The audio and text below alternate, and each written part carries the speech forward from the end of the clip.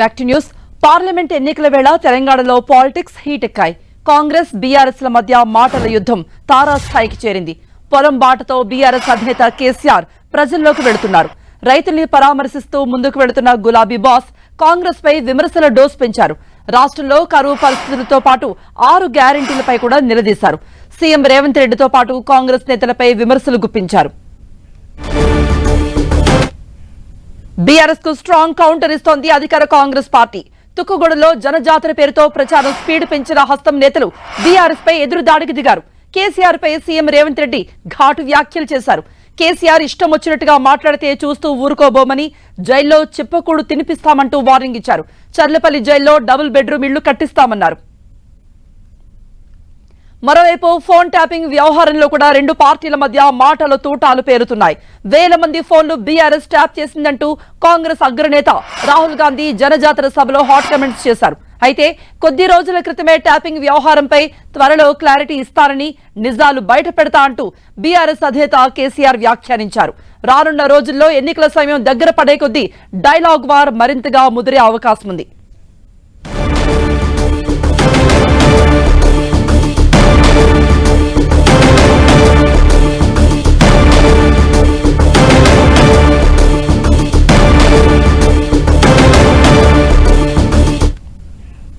ఇక దీనిపై మరిన్ని అప్డేట్స్ ఇవ్వడానికి మా ప్రతినిధులు జాయిన్ అవుతున్నారు లైవ్ లో. ప్రతాప్ అండ్ శ్రీకాంత్. ముందు ప్రతాప్ దగ్గరికి వెళదాం. ప్రతాప్, కాంగ్రెస్ నిన్న జలజాతర సభ చూసాం.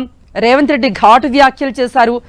దీనిపై బీఆర్ఎస్ నేతలు కూడా ఎదురుదాడికి సమాయత్తం అవుతున్నారు. మొత్తం మీద కాంగ్రెస్ లీడర్స్ ప్రణాళిక ఏ విధంగా ఉండబోతోంది? ఈ ఎన్నికలలో ముందు ఎలా జరగబోతోంది? కృప, పార్లమెంట్ ఎన్నికలు సమీపిస్తున్న నేపథ్యంలో అధికార పార్టీ అదేవిధంగా ప్రతిపక్షాల మధ్య 2 పార్టీల మధ్య డైలాగ్ వార్ అయితే కొనసాగుతుందని చెప్పుకోవచ్చు. తాజాగా మాజీ సీఎం కేసీఆర్ జనంలోకి వస్తూ చేస్తున్న కామెంట్స్ పులంబాట నేపథ్యంలో వస్తున్న పులంబాట పేరుతోటి ఇప్పటికే నల్గొండ జిల్లాలో కానీ కరీంనగర్ జిల్లాలో చేసిన యాత్రలో భాగంగా చేసిన కామెంట్స్ పైన కూడా అధికార పార్టీ స్ట్రాంగ్ కౌంటర్ ఇస్తుందని చెప్పుకోవచ్చు. నిన్న జనజాతర వేదిక కూడా సీఎంతో పాటు మంత్రులంతా కూడా వంటికాలిపై లేస్తూ మాజీ సీఎం కేసీఆర్ పైన తీవ్రమైన కామెంట్స్ చేసిన పరిస్థితి అయితే కనపడతా ఉందని చెప్పుకోవచ్చు. ముఖ్యంగా మంత్రులంతా కూడా దుమ్మెత్తిపోసిన పరిస్థితి ఉంది. పొన్నం ప్రభాకర్ తో మొదలుకొని ఉత్తమ్ కుమార్ రెడ్డి గారు, కొండా సురేఖ గారు అందరూ కూడా చాలా తీవ్రమైన ఘాట్ కామెంట్స్ చేయడం జరిగింది. ఉత్తమ్ కుమార్ రెడ్డి అయితే ఏకంగా కేసీఆర్ అహంకారం వల్లనే అతని దగ్గర ఉన్న ఎమ్మెల్యేలు కూడా అతనితో ఉండలేకపోతున్నారు. ఇప్పటికే 140కు పైగా ఉన్న ఎమ్మెల్యేలంతా 39 పడిపోయింది. ఇప్పుడున్న 39 మందిలో దాదాపు 25 మంది కాంగ్రెస్ పార్టీలో చేరడానికి రెడీగా ఉన్నారంటూ కూడా చాలా హాట్ కామెంట్ చేసిన పరిస్థితి ఉంది. ఇక పొన్నం ప్రభాకర్ కూడా, జిల్లాకు సంబంధించిన పొన్నం ప్రభాకర్ కానీ శ్రీధర్ బాబు కానీ సేమ్ యాజ్ ఇట్ ఈస్ గా మాజీ సీఎం కేసీఆర్ కనుక ఇట్లే కనుక మాట్లాడితే కనుక చూస్తూ ఊరుకోరు కాంగ్రెస్ కార్యకర్తలు అంటూ కూడా చాలా హాట్ కామెంట్ చేయడం జరిగింది. ఇక రేవంత్ రెడ్డి అయితే ఇక హాట్ కామెంట్ చేయడానికి పరిస్థితి అయితే చూసాం. నిన్న ముఖ్యంగా మాజీ సీఎం కేసీఆర్ కనుక ఇట్లే కనుక కామెంట్ చేసినట్లయితే కనుక కాంగ్రెస్ కార్యకర్తలు తరిమి కొడతారంటూ కూడా కామెంట్ చేయడంతో పాటు ఆయనకు ఏకంగా చెర్లపల్లి జైల్లో చిప్పకూడు తినిపిస్తానంటూ కూడా హాట్ కామెంట్ చేయడం జరిగింది. డబుల్ బెడ్రూమ్ ఇల్లు కట్టి అక్కడ గతంలో సీఎంగా 10 సంవత్సరాలు సీఎంగా ఉన్నప్పుడు పేదలకు డబుల్ బెడ్రూమ్ ఇల్లు కట్టించలేదు, కానీ తాను మాత్రం చెర్లపల్లి జైల్లో అతనికి డబుల్ బెడ్రూమ్ ఇల్లు కట్టించి అక్కడే వేస్తాను, కొడుకు కూతురు అల్లుడు అందరూ ఉండేటట్టుగా గతంలో కేసీఆర్ ఏ డైలాగులు అయితే కొట్టారో ఆ డైలాగ్ మళ్ళీ పునరుద్ధరిస్తూ కూడా కామెంట్ చేస్తూ కూడా అక్కడే డబుల్ బెడ్రూమ్ ఇల్లు కట్టిస్తానంటూ కూడా కామెంట్ చేయడం జరిగింది. సో మొత్తం మీద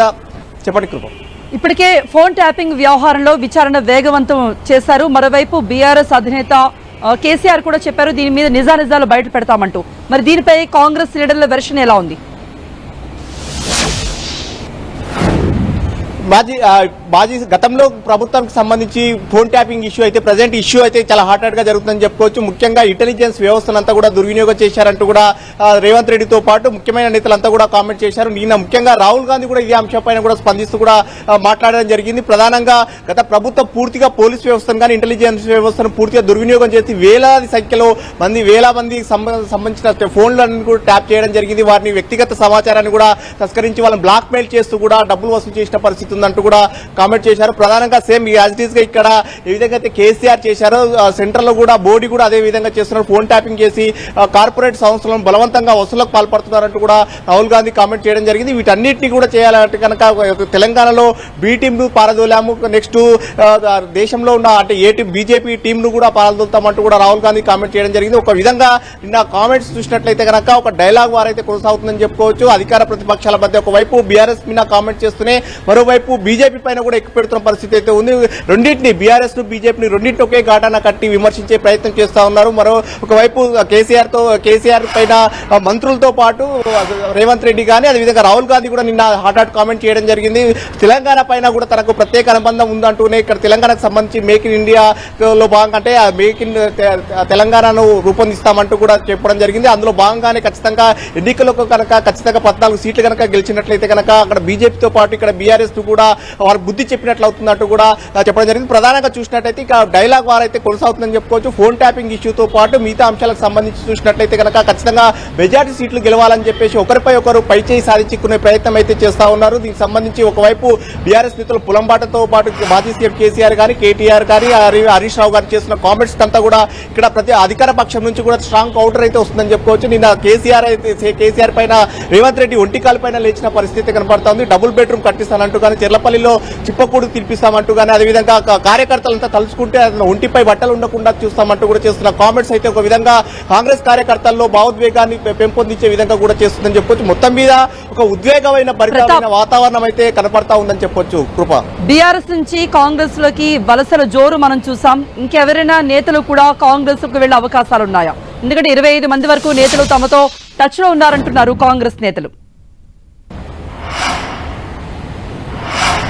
ఖచ్చితంగా దానికి సంబంధించి కూడా కాంగ్రెస్ పార్టీలో తీవ్రమైన చర్చ జరుగుతా ఉంది. ముఖ్యంగా ఇప్పటికే బీఆర్ఎస్ నేతలు కనుక అంటే ప్రభుత్వం ఏర్పడిన మొదట్లో నుంచి కూడా ఈ ప్రభుత్వం ఎంతో కాలం ఉండదు, 6 నెలలు 3 నెలలు అంటూ చేసిన కామెంట్స్ నేపథ్యంలో కాంగ్రెస్ నేతలంతా కూడా చాలా సీరియస్ గా తీసుకున్నారు. సీఎం రేవంత్ రెడ్డి గాని మంత్రులంతా కూడా దీనిపైన కూడా హాట్ గా మాట్లాడుతున్న పరిస్థితి. నిన్న ఉత్తమ్ కుమార్ రెడ్డి అయితే చాలా సెన్సేషన్ కామెంట్ చేశారని కూడా చెప్పుకోవచ్చు. ముఖ్యంగా బీఆర్ఎస్ నుంచి దాదాపు 25 మంది ఎమ్మెల్యేలంతా కూడా కాంగ్రెస్ లో చేరబోతున్నారంటూ కూడా ఒక సంచలనమైన కామెంట్ చేయడం జరిగింది. అంటే ఒక విధంగా బీఆర్ఎస్ నుంచి 25 మంది కనుక ఎమ్మెల్యేలు కనుక కాంగ్రెస్ లో చేరినట్లయితే పూర్తిగా బీఆర్ఎస్ ఎల్పీ అంతా కూడా కాంగ్రెస్ లో విలీనమైనట్టుగా కూడా చూడాల్సి ఉంటుంది. 2018 ఎన్నికల తర్వాత కూడా సేమ్ యాజ్ టీజ్ గా కాంగ్రెస్ నుంచి కూడా దాదాపు 12 మంది ఎమ్మెల్యేలంతా కూడా బీఆర్ఎస్ లో చేరడంతో కాంగ్రెస్ ఎల్పీ అంతా కూడా బీఆర్ఎస్ లో విలీనమైనట్టుగా కూడా అప్పుడు స్పీకర్ నిర్ణయం తీసుకున్నారు. సో యాజ్ ఇట్ ఈస్ గా ఇప్పుడు కూడా సేమ్ కాంగ్రెస్ పార్టీ కూడా అలాంటి ఫార్ములాని అనుసరించాలని కూడా ఆలోచన చేస్తున్న పరిస్థితి కనబడతా ఉంది. బీఆర్ఎస్ కి సంబంధించిన ఎమ్మెల్యేలంతా కూడా పెద్ద ఎత్తున కాంగ్రెస్ పార్టీలో చేర్చుకోవాలని చూస్తుంది. ఇప్పటికే ఖైరతాబాద్ ఎమ్మెల్యేకి సంబంధించి దానా నాగేందర్ గాని కాంగ్రెస్ పార్టీలో చేరి సికింద్రాబాద్ లోక్సభ సీట్ తెచ్చుకోవడం కానీ స్టేషన్ కన్పూర్ ఎమ్మెల్యే కడియం శ్రీహరి కూడా కాంగ్రెస్ పార్టీలో చేరారు. మరికొంతమంది ఎమ్మెల్యేలు కూడా చేరడానికి రెడీగా ఉన్నారని చెప్తున్నారు. కృప ప్రతాప్, బీఆర్ఎస్ అధికారంలో ఉన్నప్పుడు మొత్తం వరి వారంటూ బీజేపీపై ఎటువంటి యుద్ధానికి దిగిందో మనం చూసాం. అయితే ఆ తర్వాత ఇప్పుడు అనూహ్యంగా కాంగ్రెస్ తన సత్తా చాటింది, ప్రభుత్వం ఏర్పాటు చేసింది. ఇప్పుడు కూడా బీఆర్ఎస్ రైతుల సమస్యల్నే ప్రజాక్షేత్రంలోకి తీసుకువెడుతూ అటు బీఆర్ఎస్ అధినేత కేసీఆర్ ముందుకు వెళ్లడం చూస్తున్నాం. మరి దీనిపై కాంగ్రెస్ ఏ విధంగా పోరాడబోతోంది? ఖచ్చితంగా ఇది కాంగ్రెస్ తెచ్చిన కరువే అంటూ కూడా బీఆర్ఎస్ చేస్తున్న ప్రచారం ఏదైతుందో దానిపైన కూడా కాంగ్రెస్ పార్టీ కౌంటర్ చేస్తుంది. మేము అధికారంలోకి వచ్చింది December 7 తర్వాత అధికారంలోకి వచ్చాం, కానీ వర్షాకాలంలో గత వర్షాలు పూర్తిగా వర్షాలు పడకపోవడంతో కరువు అంతా కూడా ఆవహించింది. కాబట్టి ప్రకృతి అంతా కూడా చేసిన దాన్ని కూడా కాంగ్రెస్ ఖాతాలో వేయడం కరెక్ట్ కాదంటూ కూడా కాంగ్రెస్ నుంచి కౌంటర్ వస్తున్న పరిస్థితి. వర్షాకాలం సీజన్ లో అధికారంలో ఉన్నది కేసీఆర్ వల్లనే ఇదంతా జరిగిందంటూ కూడా ఇక్కడ నుంచి కౌంటర్లు వేస్తున్న పరిస్థితి ఉంది. మరోవైపు అంటే ప్రాజెక్టులలో ఉన్న నీటిని గేట్లు ఎత్తాలి, కానీ ప్రాజెక్టు పార్టీలోకి గేట్లు ఎత్తుతున్నారంటూ కూడా చేసిన కామెంట్స్ సంబంధించి కూడా ఇక్కడ నుంచి స్ట్రాంగ్ కౌంటర్ ఇస్తున్న పరిస్థితి ఉంది. ప్రాజెక్టులో పూర్తిగా అడుగంటున్న నేపథ్యంలో వాటర్ ఇవ్వడానికి అందుబాటులో లేదు కాబట్టి దీనికి సంబంధించి కూడా అని చెప్తున్న పరిస్థితి. అయితే ఇప్పుడు ప్రస్తుతం ఉన్న సిచ్యువేషన్ లో 500 రూపాయల బోనస్ ఇవ్వాలని చెప్పేసి చేస్తున్న బీఆర్ఎస్ చేస్తున్న వాటిని కూడా ఇప్పుడు ఎలక్షన్ కోడ్ ఉంది కాబట్టి ఇప్పుడు ఎట్లా కుదురుతుందంటూ కూడా దానికి కామెంట్ చేస్తున్నారు. నెక్స్ట్ ఎలక్షన్ కోడ్ ఎత్తేసిన తర్వాత ఖచ్చితంగా రైతులకు న్యాయం చేస్తాము, రైతులకు సంబంధించిన పట్ట బీమాలు కానీ మిగతా అంశాలకు అన్నిటి విషయంలో కూడా రైతుల తరఫున తమంతా అండగా నిలుస్తామంటూ కూడా కాంగ్రెస్ నుంచి కూడా కౌంటర్ చేస్తున్న పరిస్థితి ఉంది. రైట్ ప్రతాప్, ఇక మరిన్ని అప్డేట్స్ ఇవ్వడానికి మా ప్రతినిధి శ్రీకాంత్ కూడా సిద్ధంగా ఉన్నారు. శ్రీకాంత్, బీఆర్ఎస్ కి అయితే కొన్ని సవాళ్లు అయితే ముందున్నాయి ఈ పార్లమెంట్ ఎన్నికల వేళ. ఫోన్ ట్యాపింగ్ అంశం కానీ, మరోవైపు కవిత తిహార్ జైల్లో ఉండటం అనే అంశం కానీ, మరోవైపు నేతలైతే జంప్ అవుతూ ఉన్నారు. కాంగ్రెస్ పార్టీ ఇప్పుడు చెప్తుంది ఎంతో మంది నేతలు తమతో టచ్ లో ఉన్నారని.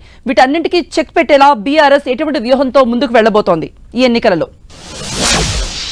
కృప, ప్రధానంగా చూస్తున్నట్లయితే పార్టీ పార్లమెంట్ ఎన్నికలకు దాదాపు నెల రోజులుగా కసరత్తు మొదలు పెట్టిందని చెప్పవచ్చు. అందులో భాగంగానే పార్టీ కీలక నేతలు రాష్ట్రంలో సుడిగాలి పర్యటన చేస్తున్నారు. పార్టీ అధినేత కేసీఆర్ కూడా రంగంలోకి దిగారు. గత కొన్ని రోజులుగా కేసీఆర్ పొలం బాట పట్టారు. నల్గొండ, కరీంనగర్ జిల్లాల్లో పర్యటించారు.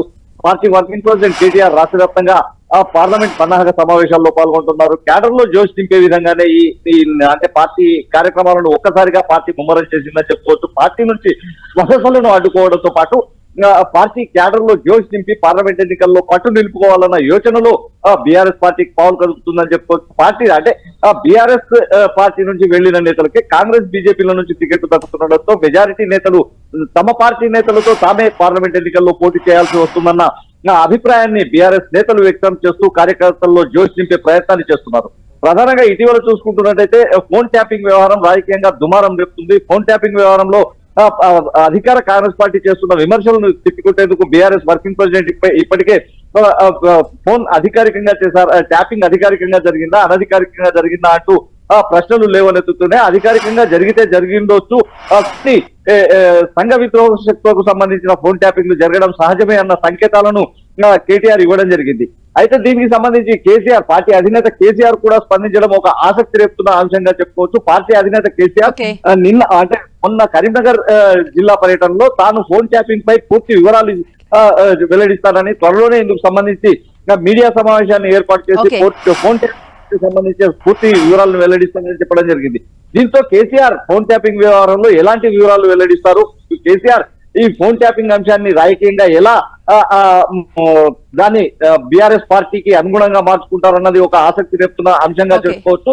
అయితే ప్రధాన ప్రతిపక్ష పార్టీగా కేడర్ లో జోష్ నింపుతూ పార్లమెంట్ ఎన్నికలకు సిద్ధమయ్యేందుకు మాత్రం బీఆర్ఎస్ అన్ని రకాలుగా కార్యాచరణ క్షేత్రస్థాయిలో అమలు చేస్తుంది. కృప రైట్ శ్రీకాంత్.